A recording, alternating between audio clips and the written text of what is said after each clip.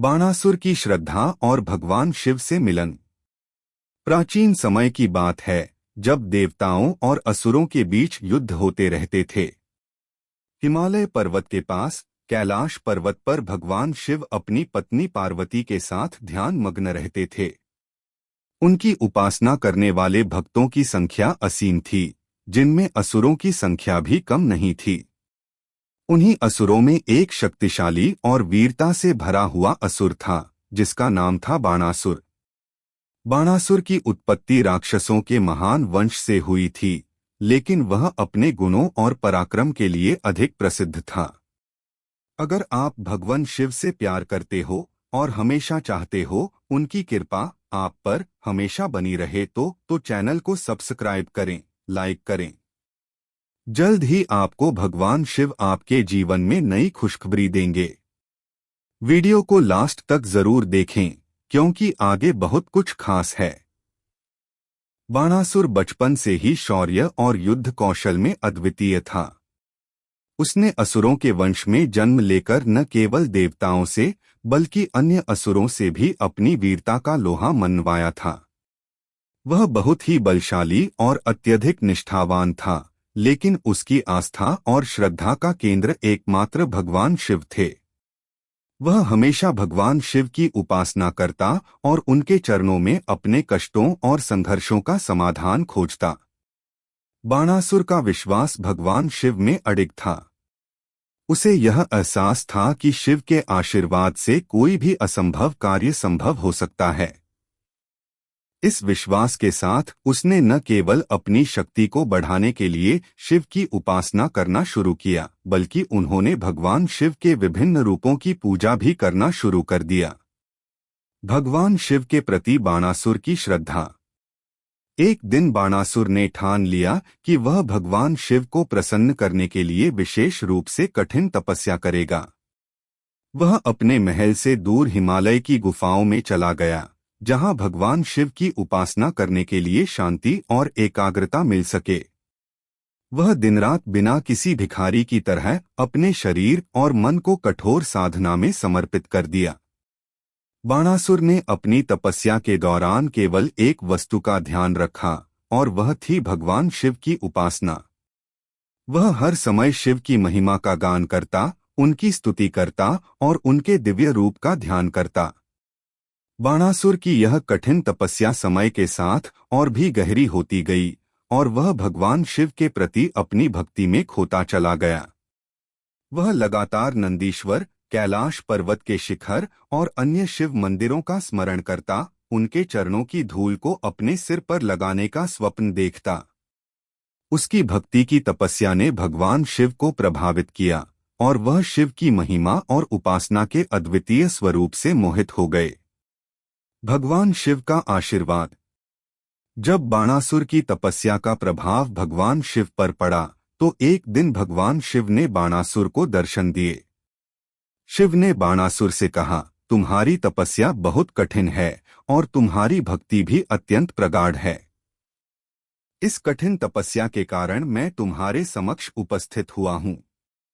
मैं जानता हूँ कि तुम मुझसे आशीर्वाद प्राप्त करना चाहते हो, लेकिन तुम्हारे मन में किस प्रकार का आशीर्वाद प्राप्त करने की इच्छा है। बाणासुर ने भगवान शिव के समक्ष श्रद्धा से सिर झुका दिया और बोला, हे महादेव, मेरी इच्छा है कि मैं असुरों का सबसे शक्तिशाली और अद्वितीय योद्धा बन सकूं। मैं चाहता हूं कि कोई भी देवता, असुर या मनुष्य मुझसे युद्ध में जीत न सके। मैं चाहता हूं कि मुझे अमरता का वरदान प्राप्त हो, ताकि मैं कभी भी मृत्यु के द्वारा पराजित न हो सकूं। भगवान शिव ने उसकी भक्ति और उसकी सच्ची निष्ठा को देखा और उसकी मनोकामना पूरी करने का निर्णय लिया। उन्होंने कहा, तुम्हारी भक्ति बहुत उत्तम है बाणासुर। मैं तुम्हें अपने विशेष आशीर्वाद से सम्मानित करता हूं। तुम्हारे शरीर में बाणों की एक अनूठी शक्ति होगी, जिससे तुम किसी भी युद्ध में विजय प्राप्त कर सकोगे। तुम्हारी शारीरिक शक्ति में वृद्धि होगी और तुम अमर हो जाओगे। तुम्हारे हर एक बाण में शिव की शक्ति समाहित होगी, जो तुम्हारे शत्रुओं के लिए नाशकारी होगी। यह आशीर्वाद पाकर बाणासुर अत्यधिक प्रसन्न हुआ। उसकी इच्छा पूरी हुई और वह भगवान शिव के प्रति अपनी श्रद्धा और आस्था को और भी मजबूत करने का संकल्प लिया। भगवान शिव ने उसे यह भी कहा, तुम्हें यह शक्ति तो मिलेगी, लेकिन तुम्हारा अहंकार बढ़ेगा और यह तुम पर भारी पड़ सकता है। तुम्हें ध्यान रखना होगा कि शक्ति से बड़ा धर्म होता है। बाणासुर ने भगवान शिव के आशीर्वाद को स्वीकार किया और उन्हें धन्यवाद देते हुए महल की ओर वापस लौट आया। वह अब केवल एक असुर नहीं, बल्कि एक महाशक्ति बन चुका था। उसकी महानता और शक्ति ने आसपास के सभी प्राणियों को चौंका दिया। उसका नाम और उसकी शक्तियों की चर्चा चारों ओर फैल गई और वह एक ऐसे योद्धा के रूप में उभरकर सामने आया जिसे कोई भी पराजित नहीं कर सकता था। लेकिन क्या बाणासुर अपनी शक्ति और आशीर्वाद के चलते अहंकारी नहीं होगा? क्या उसका आशीर्वाद उसे एक नई दिशा में ले जाएगा, जो उसके जीवन की सबसे बड़ी परीक्षा होगी? इन सवालों के जवाब आने वाली कड़ी में मिलेंगे, जब बाणासुर की शक्ति और आशीर्वाद से जुड़ी घटनाएं आगे बढ़ेंगी। बाणासुर का अहंकार और उसकी परीक्षा। भगवान शिव का आशीर्वाद प्राप्त करने के बाद बाणासुर अब पहले से कहीं अधिक शक्तिशाली हो चुका था। उसके शरीर में शिव की दिव्य शक्ति समाहित हो चुकी थी और वह अब एक अद्वितीय युद्धकला का प्रतीक बन गया। उसकी विजय की कहानियां चारों ओर फैलने लगीं। हर कोई उसे एक अजेय योद्धा मानने लगा और बाणासुर को यह एहसास हो गया कि अब कोई भी उसे पराजित नहीं कर सकता। बाणासुर ने अपनी शक्ति का उपयोग करने के लिए अनेक युद्धों में भाग लिया और हर बार उसने अपने विरोधियों को पराजित किया। उसकी युद्ध कला, शक्ति और रणनीति ने उसे असुरों का सर्वश्रेष्ठ नेता बना दिया। अब वह केवल एक असुर नहीं, बल्कि असुरों का राजा बन चुका था। उसकी नायकता का कोई जवाब नहीं था और उसका आत्मविश्वास आकाश छूने लगा। लेकिन जैसे जैसे बाणासुर की शक्ति बढ़ी, वैसे वैसे उसका अहंकार भी परवान चढ़ने लगा। पहले वह भगवान शिव की भक्ति और उनके आशीर्वाद के लिए वचनबद्ध था, लेकिन अब वह अपने आप को सर्वशक्तिमान समझने लगा। उसे अब किसी भी देवता या असुर में कोई मुकाबला नहीं दिखता था। उसने भगवान शिव के आशीर्वाद का सही उपयोग नहीं किया और खुद को सर्वश्रेष्ठ समझने लगा। बाणासुर का अहंकार और उसकी मनोवृत्ति। बाणासुर का अहंकार केवल उसके युद्ध कौशल तक ही सीमित नहीं रहा, बल्कि उसने अब देवताओं के प्रति अपनी दुर्बलता को भी नजरअंदाज करना शुरू कर दिया। एक दिन उसने सोचा कि अगर भगवान शिव ने मुझे शक्तिशाली बना दिया है, तो मुझे अब किसी देवता से डरने की आवश्यकता नहीं है। उसने यह मान लिया कि उसे किसी भी भगवान से कोई विशेष मदद नहीं चाहिए, क्योंकि वह अब स्वयं एक शक्तिशाली देवता बन चुका था। यह अहंकार उसे जल्द ही उसके वास्तविक उद्देश्य से दूर ले गया। बाणासुर ने यह सोच लिया कि अब भगवान शिव के आशीर्वाद से उसकी शक्ति इतनी बढ़ गई है कि वह खुद को किसी भी देवता से ऊपर समझ सकता है। उसने भगवान शिव को एक साधारण देवता के रूप में देखना शुरू कर दिया और यह विचार उसे आत्मनिर्भरता की ओर खींचने लगा। बाणासुर ने अपनी शक्ति का प्रयोग केवल युद्धों में ही नहीं, बल्कि अन्य असुरों पर दबाव बनाने और उन्हें अपना अधीनस्थ बनाने के लिए भी किया। उसकी यह नीति उसके अहंकार को और बढ़ाती गई।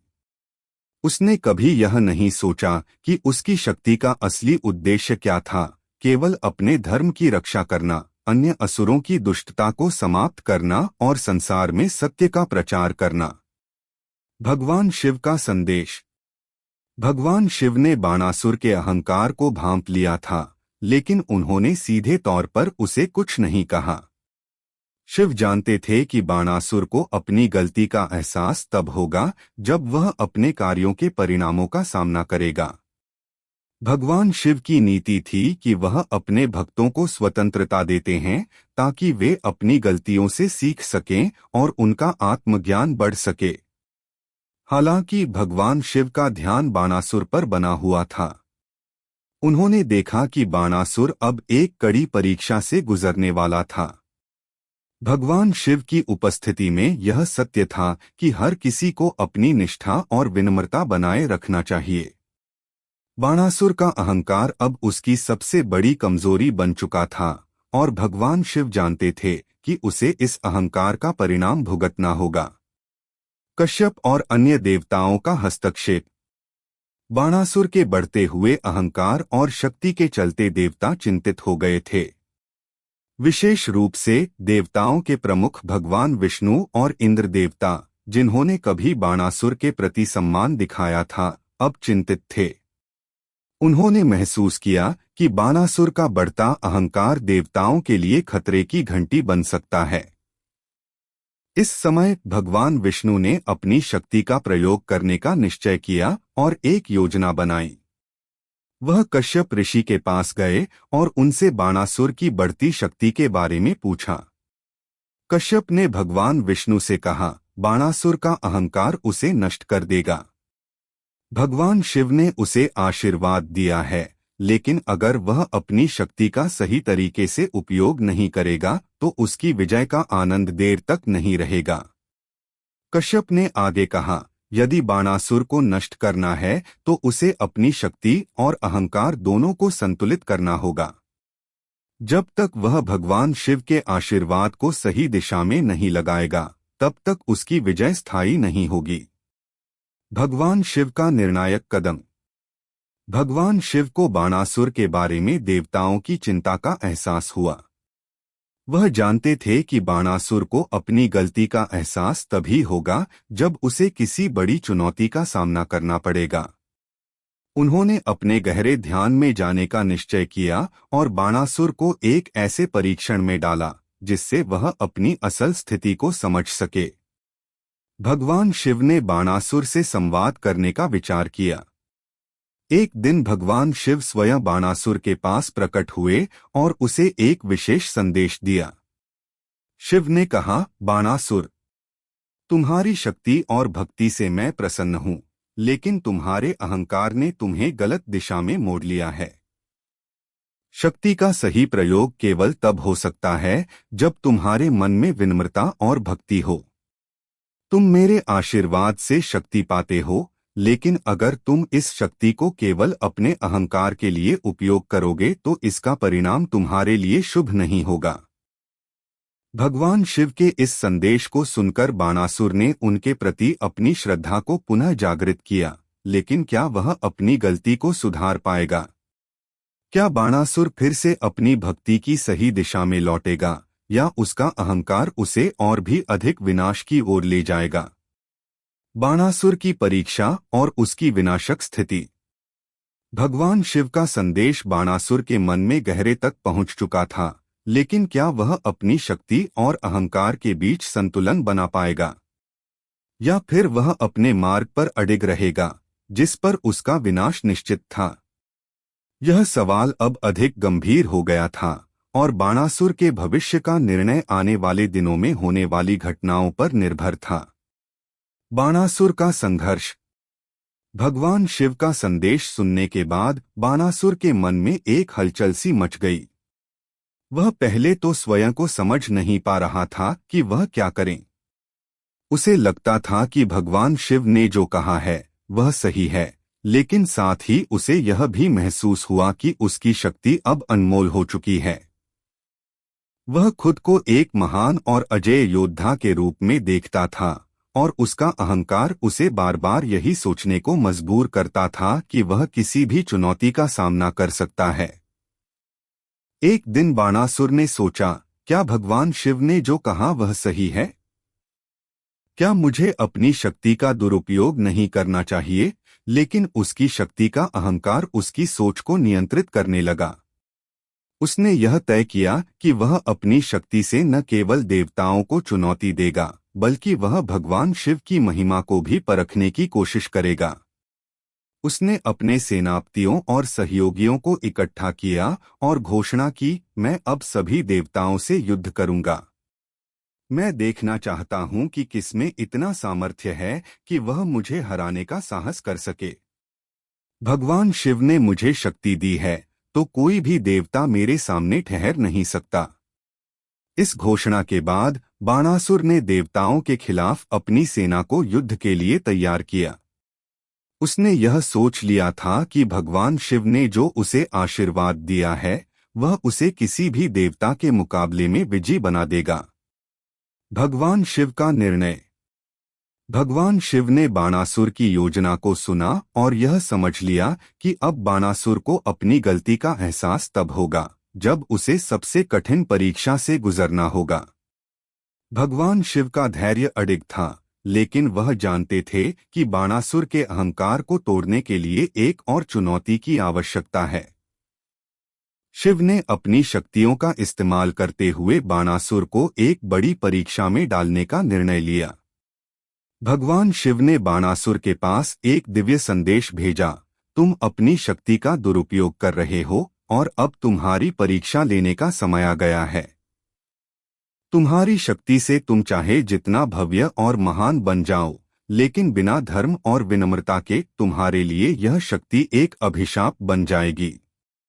मैं तुम्हें एक अवसर दे रहा हूं, यदि तुम सही रास्ते पर लौट आओगे तो तुम्हें फिर से आशीर्वाद मिलेगा, लेकिन यदि तुम अपनी राह पर अडिग रहोगे तो तुम्हें परिणाम भुगतने होंगे। बाणासुर को भगवान शिव का यह संदेश मिला, लेकिन वह अब भी अपने अहंकार से बाहर नहीं आ सका। उसने सोचा, भगवान शिव ने मुझे जो आशीर्वाद दिया है वह केवल मेरे लिए ही है। मैं अपनी शक्ति से किसी भी चुनौती को पार कर सकता हूं। बाणासुर का युद्ध। बाणासुर ने देवताओं के खिलाफ युद्ध शुरू कर दिया। सबसे पहले उसने भगवान इंद्र से युद्ध की घोषणा की। इंद्र देवता ने उसे अपने तरीके से चुनौती दी और दोनों के बीच भयंकर युद्ध हुआ। बाणासुर की शक्ति ने इंद्र को हराने में कोई कठिनाई नहीं होने दी। इंद्र देवता, जो पहले बाणासुर के सामर्थ्य से चिंतित थे, अब बाणासुर की ताकत के सामने पराजित हो गए। इसके बाद बाणासुर ने अन्य देवताओं के साथ भी युद्ध शुरू किया। हर युद्ध में उसकी विजय हुई और वह धीरे धीरे और अधिक गर्वित होता गया। उसकी जीत की कहानियां देवलोक में फैलने लगीं और भगवान शिव की शक्तियों का वह दुरुपयोग करता रहा। लेकिन इस विजय के साथ एक नई समस्या भी सामने आने लगी। बाणासुर के मन में आत्मविश्वास और अहंकार इतना बढ़ चुका था कि वह अब भगवान शिव की भी अवहेलना करने लगा था। भगवान शिव के गुस्से का संकेत। भगवान शिव ने बाणासुर के दुरुपयोग को देखा और यह महसूस किया कि अब बाणासुर का अहंकार उसके लिए खतरे की घंटी बन चुका था। वह जान गए थे कि बाणासुर को उसे नष्ट करने का एकमात्र तरीका यही था कि वह अपनी पूरी शक्ति के साथ बाणासुर को चुनौती दें। भगवान शिव ने एक विशेष योजना बनाई, जिसमें वह स्वयं बाणासुर से युद्ध करेंगे। भगवान शिव ने महादेव के रूप में अपने रूप को प्रकट किया और अपनी शक्ति का प्रदर्शन किया। वह बाणासुर के महल के पास पहुंचे और बाणासुर को चुनौती दी। यह भगवान शिव का गुस्से में प्रकट हुआ रूप था, जो उसे पहले कभी नहीं देखा गया था। भगवान शिव के इस रूप ने बाणासुर को सन्न कर दिया। वह समझ गया कि यह चुनौती केवल उसकी शक्ति की परीक्षा नहीं, बल्कि उसकी आत्मा की भी परीक्षा है। भगवान शिव ने बाणासुर से कहा, तुमने अपने अहंकार और शक्ति के बल पर देवताओं को पराजित किया, लेकिन अब तुम्हारी परीक्षा शुरू होगी। यह युद्ध केवल शक्ति का नहीं, बल्कि सच्चाई और धर्म का भी होगा। यदि तुम अपनी शक्ति का सही उपयोग नहीं करोगे, तो तुमसे बड़ी कोई ताकत नहीं हो सकती। बाणासुर का पछतावा। भगवान शिव के इस रूप और उनके शब्दों से बाणासुर के मन में एक हलचल मच गई। पहली बार उसे महसूस हुआ कि उसकी शक्ति और विजय में कहीं न कहीं एक कमी थी। भगवान शिव ने उसकी परीक्षा को और भी कठिन बना दिया था। बाणासुर ने भगवान शिव के सामने अपने अहंकार को छोड़ने का संकल्प लिया और भगवान शिव के सामने अपनी गलती को स्वीकार किया। हे महादेव, मुझे अपने अहंकार का एहसास हो चुका है। मैंने अपनी शक्ति का दुरुपयोग किया है। मैं अब अपने दिल से प्रण करता हूं कि मैं भविष्य में अपनी शक्ति का सही दिशा में उपयोग करूंगा और हमेशा आपके आशीर्वाद को अपने जीवन का मार्गदर्शन मानूंगा। भगवान शिव ने बाणासुर की यह बात सुनी और उनकी विनम्रता को देखा। उन्होंने उसे आशीर्वाद दिया और उसकी शक्ति को फिर से शुद्ध कर दिया। बाणासुर ने अपना अहंकार छोड़ दिया और भगवान शिव के आशीर्वाद से उसने धर्म और सत्य के मार्ग पर चलने का संकल्प लिया। बाणासुर की नई शुरुआत और भगवान शिव का आशीर्वाद। बाणासुर ने भगवान शिव के सामने अपने अहंकार को स्वीकार किया और उनकी उपस्थिति में अपने हृदय की गहराई से पश्चाताप किया। भगवान शिव ने उसे अपनी गलती का एहसास कराते हुए उसे एक नया अवसर दिया। बाणासुर का जीवन अब एक नई दिशा में मुड़ने वाला था और यह उसकी आस्था, शक्ति और भक्ति का पुनर्निर्माण करने का समय था। बाणासुर का आत्मबोध। भगवान शिव ने बाणासुर से कहा, तुमने अपनी शक्ति का गलत इस्तेमाल किया, लेकिन तुमने सही रास्ता अपनाया है। तुमने अपनी गलतियों को स्वीकार किया है और यही सबसे बड़ा कदम है। अब तुम्हारे पास एक नया जीवन है, एक नया अवसर है। तुम अपने आशीर्वाद को सही दिशा में इस्तेमाल करके एक महान कार्य कर सकते हो। भगवान शिव की बातें बाणासुर के मन में गहरे तक बैठ गईं। वह अब समझ चुका था कि शक्ति का सही उपयोग केवल आत्मग्लानि से बचने और धर्म के मार्ग पर चलने से ही संभव है। उसके भीतर एक नया आत्मविश्वास और ताजगी का संचार हुआ। बाणासुर ने दृढ़ निश्चय किया कि वह अपनी शक्तियों का उपयोग अब केवल दूसरों के भले के लिए करेगा और कभी भी अहंकार से नहीं डिगेगा। अब बाणासुर ने संकल्प लिया कि वह अपनी शक्ति का उपयोग केवल असुरों की दुष्टता को समाप्त करने, देवताओं और मानवों के बीच सामंजस्य स्थापित करने के लिए करेगा। उसका उद्देश्य केवल विजय प्राप्त करना नहीं, बल्कि धर्म की रक्षा करना और सत्य का पालन करना था। बाणासुर का धर्म मार्ग पर लौटना। बाणासुर ने भगवान शिव के आशीर्वाद के साथ देवताओं से युद्ध समाप्त कर दिया और उन्हें यह वचन दिया कि अब वह किसी भी युद्ध में उनका शत्रु नहीं बनेगा। उसने देवताओं के साथ संधि की और उनका विश्वास अर्जित किया। बाणासुर ने अपनी शक्ति का दुरुपयोग नहीं किया, बल्कि उसने असुरों के बीच शांति स्थापित करने की कोशिश की। भगवान शिव ने बाणासुर के नए दृष्टिकोण को देखा और प्रसन्न होकर उसे और भी आशीर्वाद दिया। भगवान शिव ने उसे यह आशीर्वाद दिया कि वह असुरों का एक महान नेता बनेगा, लेकिन वह हमेशा धर्म के रास्ते पर चलेगा। बाणासुर ने अपनी शक्ति का सही दिशा में इस्तेमाल करके असुरों के बीच भाईचारे और समझदारी की भावना विकसित की। बाणासुर ने असुरों को सिखाया कि केवल शक्ति से काम नहीं चलता, बल्कि सत्य और धर्म की शक्ति सबसे बड़ी होती है। उसने असुरों से कहा, हमारी शक्ति केवल हमारी व्यक्तिगत संतुष्टि के लिए नहीं होनी चाहिए, बल्कि हमें इसे दूसरों की भलाई के लिए इस्तेमाल करना चाहिए। यह हमारी जिम्मेदारी है कि हम देवताओं और मनुष्यों के बीच शांति स्थापित करें। बाणासुर का नया नेतृत्व। बाणासुर ने असुरों के बीच एक नया नेतृत्व स्थापित किया। उसकी कड़ी मेहनत और भगवान शिव के आशीर्वाद से असुरों के समाज में बदलाव आया। पहले जहां असुरों का पूरा ध्यान केवल बल और युद्ध पर था, वहीं अब उनका ध्यान नीति, धर्म और शांति की ओर मुड़ गया। बाणासुर ने असुरों के मन में यह भावना पैदा की कि वे अपने कर्मों के फल के लिए उत्तरदायी हैं और उन्हें सही मार्ग पर चलना चाहिए। अब बाणासुर केवल एक युद्धकुशल नेता नहीं था, बल्कि वह एक महान नीति निर्माता और धर्म के संरक्षक के रूप में उभरा। उसने भगवान शिव के आशीर्वाद से असुरों के बीच धार्मिक रीति रिवाजों का पालन करना शुरू किया। वह उन्हें सत्य, अहिंसा और धर्म के महत्व के बारे में सिखाता था। असुरों के समाज में धीरे धीरे बदलाव आ रहा था और वे अब पहले से कहीं अधिक समझदार और संतुलित हो गए थे। बाणासुर का योगदान। बाणासुर ने अपनी शक्ति और नेतृत्व का सही उपयोग करना शुरू किया। उसने देवताओं के साथ अपने रिश्ते सुधारने की दिशा में भी कदम बढ़ाए। वह जानता था कि केवल युद्ध से नहीं, बल्कि समझ और सहयोग से ही समस्याओं का समाधान निकल सकता है। बाणासुर ने भगवान शिव से जो शिक्षा ली थी, उसे अब अपने जीवन का हिस्सा बना लिया था। वह देवताओं के साथ शांति समझौते में शामिल हुआ और उनके साथ सहयोग करने की दिशा में काम किया। बाणासुर ने असुरों और देवताओं के बीच संचार स्थापित किया और दोनों पक्षों के बीच मतभेदों को सुलझाने के लिए एक मंच तैयार किया। उसकी यह पहल न केवल असुरों और देवताओं के बीच शांति का कारण बनी, बल्कि उसने पूरे विश्व में भाईचारे और सद्भाव की भावना को फैलाया। बाणासुर ने इस नए दृष्टिकोण से यह साबित किया कि किसी भी शक्ति का सही इस्तेमाल केवल विनम्रता, संयम और धर्म के मार्ग पर चलने से होता है।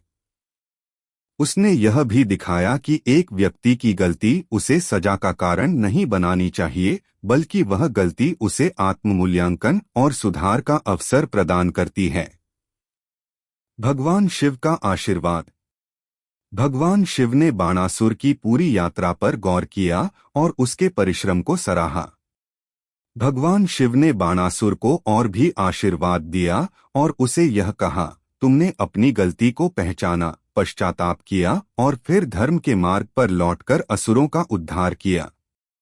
यही सच्ची शक्ति है, यही सच्चा ज्ञान है। अब तुम मेरे एक सच्चे भक्त हो। भगवान शिव ने बाणासुर को यह आशीर्वाद भी दिया कि वह अब असुरों का एक महान और न्यायप्रिय राजा बनेगा। उसने अपने साम्राज्य को एक ऐसे स्थान में बदल दिया जहां पर सभी जीवों को समान सम्मान और अधिकार मिलते थे। बाणासुर ने भगवान शिव की उपासना जारी रखी और उनके आशीर्वाद से उसने अपने राज्य को शांति और समृद्धि से भर दिया। बाणासुर का अंतिम योगदान। बाणासुर ने यह सिद्ध कर दिया कि किसी भी व्यक्ति का व्यक्तित्व केवल उसकी शक्ति से नहीं, बल्कि उसकी अच्छाई और उसकी नीयत से बनता है। भगवान शिव के आशीर्वाद से उसने एक नई शुरुआत की और उसकी कहानी आज भी हमें यह सिखाती है कि जब हम अपनी गलतियों को पहचानते हैं और उन्हें सुधारने की दिशा में काम करते हैं, तो हमें भगवान का आशीर्वाद और मार्गदर्शन मिलता है। बाणासुर की यह यात्रा केवल एक व्यक्ति के आत्मसुधार की कथा नहीं है, बल्कि यह हमें यह भी सिखाती है कि जीवन में सफलता केवल शक्ति और विजय से नहीं, बल्कि सत्य, धर्म और विनम्रता के साथ ही प्राप्त होती है। बाणासुर का महान कार्य और भगवान शिव के साथ मित्रता। बाणासुर ने भगवान शिव के आशीर्वाद से अपनी शक्ति और नेतृत्व का सही दिशा में उपयोग करना शुरू किया। उसकी नेतृत्व क्षमता और नई सोच ने असुरों के समाज में शांति और समृद्धि का वातावरण स्थापित किया। यह समय बाणासुर के जीवन का एक महत्वपूर्ण मोड़ था, जहां वह केवल एक शक्तिशाली योद्धा नहीं, बल्कि एक महान और न्यायप्रिय राजा बन चुका था। अब उसकी पहचान न केवल उसकी शक्ति से, बल्कि उसके कार्यों और आदर्शों से भी बनी थी। भगवान शिव के आशीर्वाद से बाणासुर ने अपने राज्य को एक ऐसे समाज में बदला जहां सभी प्राणियों को समान सम्मान और अधिकार मिलते थे। बाणासुर का धर्म और न्याय के प्रति समर्पण। बाणासुर का जीवन अब पूरी तरह से बदल चुका था। पहले जहां वह केवल शक्ति के बल पर अपने शासन को स्थापित करता था, अब वह धर्म और न्याय के आधार पर अपनी नीति और शासकीय कार्यों को संचालित करता था। उसने असुरों के बीच आदर्श स्थापित किया कि शक्ति का सही प्रयोग केवल समाज की भलाई के लिए किया जाना चाहिए।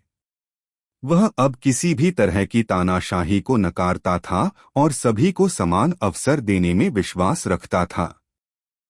उसने अपने राज्य में एक ऐसी व्यवस्था बनाई जहां हर व्यक्ति को उसके कर्मों के आधार पर न्याय मिलता था। असुरों को उन्होंने यह सिखाया कि शक्ति का दुरुपयोग किसी का भला नहीं कर सकता। उनका यह संदेश धीरे धीरे पूरे राज्य में फैल गया और असुरों का जीवन पहले से कहीं बेहतर और समृद्ध हो गया।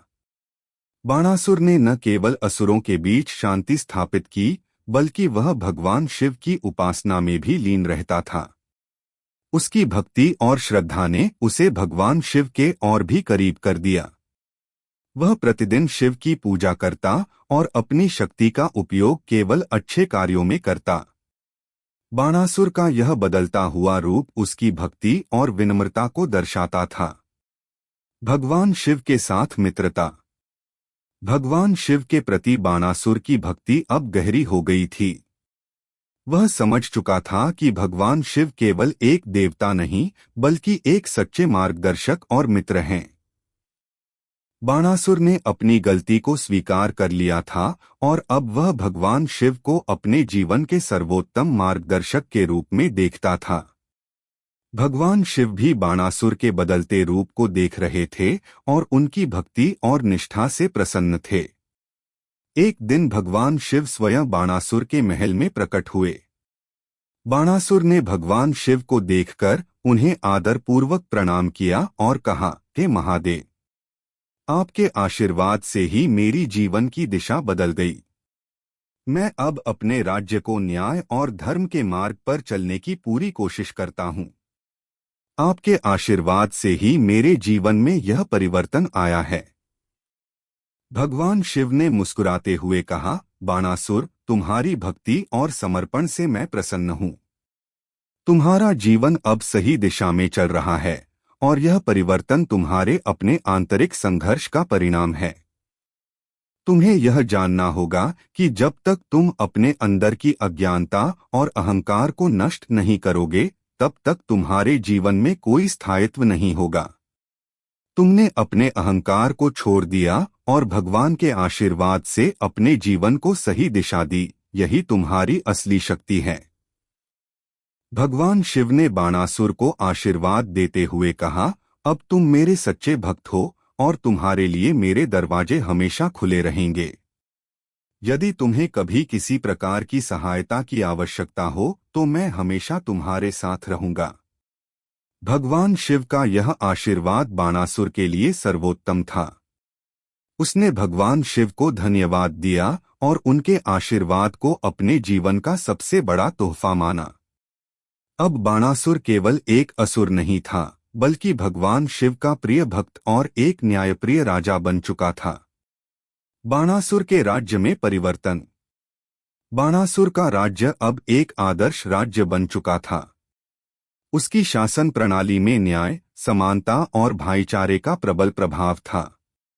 उसने अपने राज्य में विभिन्न प्रकार के सुधार किए ताकि प्रत्येक नागरिक को समान अधिकार मिल सके। असुरों के समाज में पहले जो संघर्ष और भेदभाव थे, वह अब समाप्त हो चुके थे। बाणासुर ने सभी असुरों को यह सिखाया कि केवल शक्ति का महत्व नहीं है, बल्कि धर्म, शांति और सौहार्द का भी अपना स्थान है। राज्य में किसी भी प्रकार की दुष्टता या अत्याचार को सहन नहीं किया जाता था। बाणासुर ने अपराधों को गंभीरता से लिया और प्रत्येक नागरिक को न्याय मिलने का विश्वास दिलाया। उसने यह सुनिश्चित किया कि उसके राज्य में कोई भी व्यक्ति बिना कारण दुखी या शोषित न हो। असुरों का जीवन अब पहले से कहीं अधिक समृद्ध और खुशहाल था। बाणासुर ने अपने राज्य में शिक्षा और कला को भी प्रोत्साहित किया। उसने यह समझा कि किसी भी समाज का असली विकास तभी होता है जब उसके लोग शिक्षा, कला और संस्कृति के क्षेत्र में भी प्रगति करें।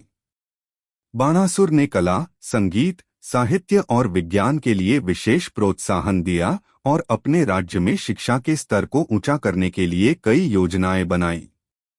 भगवान शिव की उपासना। बाणासुर की भक्ति और श्रद्धा अब भगवान शिव के प्रति और भी बढ़ गई थी। वह प्रतिदिन भगवान शिव के मंत्रों का जाप करता और शिव की पूजा में लीन रहता।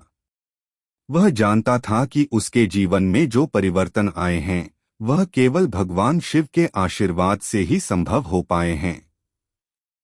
भगवान शिव के प्रति उसकी निष्ठा अब पूरी तरह से दृढ़ हो चुकी थी।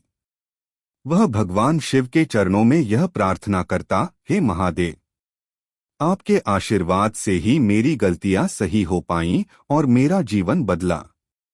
अब मैं आपके आशीर्वाद से ही अपने राज्य को शांति, समृद्धि और न्याय के मार्ग पर चलाऊंगा। कृपया मुझे अपने आशीर्वाद से हमेशा मार्गदर्शन देते रहें। भगवान शिव ने बाणासुर के प्रति अपनी शुभकामनाएं और आशीर्वाद भेजे। बाणासुर अब न केवल असुरों का राजा था, बल्कि वह भगवान शिव का प्रिय भक्त भी बन चुका था। बाणासुर का जीवन अब एक प्रेरणा बन चुका था। वह उस असुर राजा से एक न्यायप्रिय, धर्मपरायण और सच्चे भक्त में बदल चुका था, जो अपने अहंकार को छोड़कर भगवान शिव की उपासना में रम गया था। उसने यह साबित कर दिया कि यदि मनुष्य अपने गलतियों को पहचानकर उसे सुधारने का प्रयास करे, तो उसे भगवान का आशीर्वाद और मार्गदर्शन मिलता है। बाणासुर की कहानी हमें यह सिखाती है कि चाहे हम किसी भी स्थिति में हों, यदि हमारी नीयत सही हो और हम अपने कर्मों को सुधारने की दिशा में प्रयास करें, तो भगवान का आशीर्वाद हमेशा हमारे साथ होता है।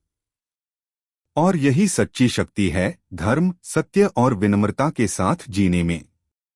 बाणासुर का महान अंत और भगवान शिव का अंतिम आशीर्वाद। बाणासुर ने भगवान शिव के आशीर्वाद से अपने जीवन की दिशा बदल दी थी।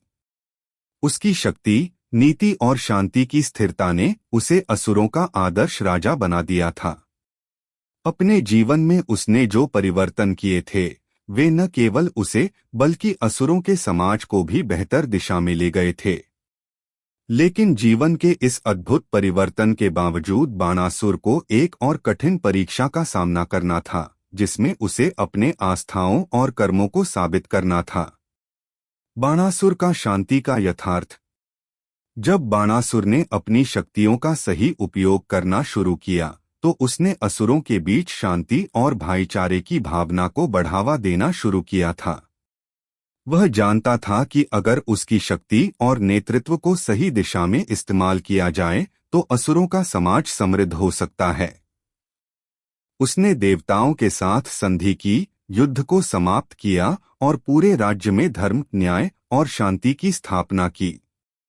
राज्य में यह बदलाव लाने के बाद बाणासुर को अंदर से संतुष्टि और खुशी महसूस होने लगी थी। उसका जीवन अब एक उद्देश्य से भरा हुआ था और वह हर दिन भगवान शिव की भक्ति में लीन रहता था।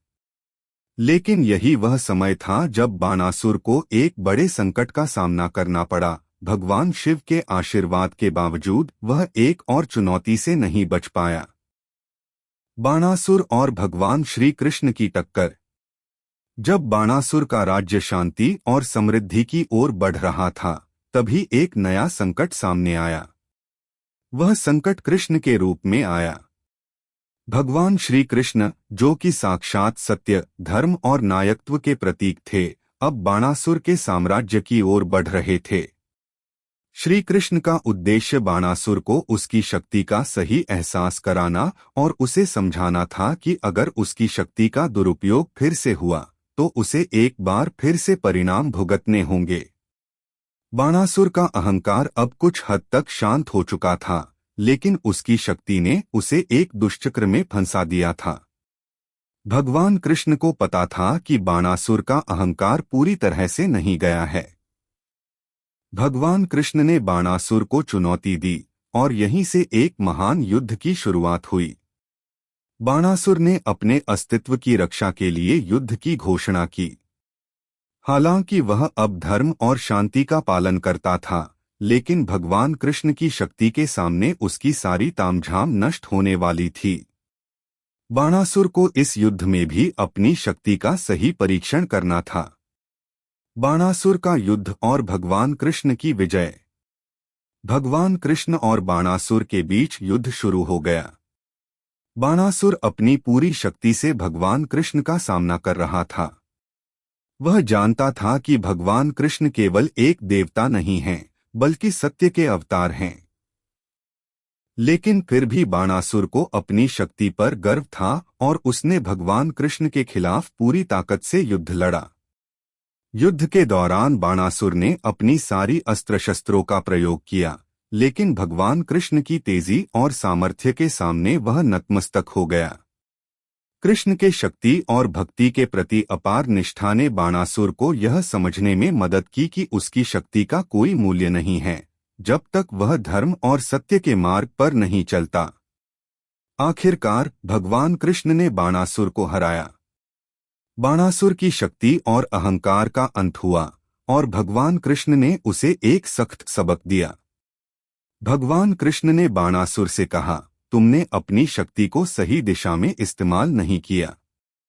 तुम्हारे भीतर अब भी अहंकार था जो तुमसे छल कर रहा था। तुम्हें यह समझना होगा कि जब तक तुम भगवान के मार्ग पर नहीं चलोगे तब तक तुम्हारी शक्ति और महानता का कोई अर्थ नहीं होगा। भगवान शिव का अंतिम आशीर्वाद। युद्ध के बाद बाणासुर ने भगवान कृष्ण के सामने अपना सिर झुका दिया।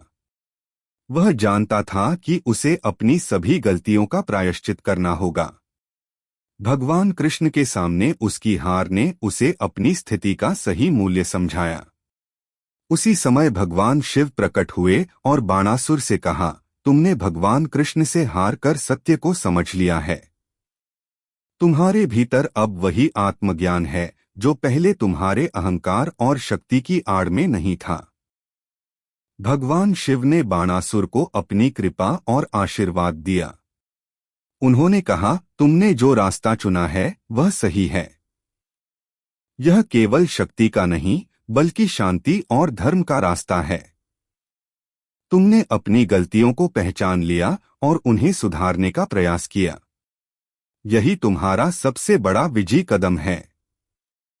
भगवान शिव ने बाणासुर को यह आशीर्वाद दिया कि वह पुनः जीवन में अपने कर्मों के फल का अनुभव करेगा, लेकिन अब वह एक सच्चे भक्त और न्यायप्रिय राजा के रूप में महान बनेगा।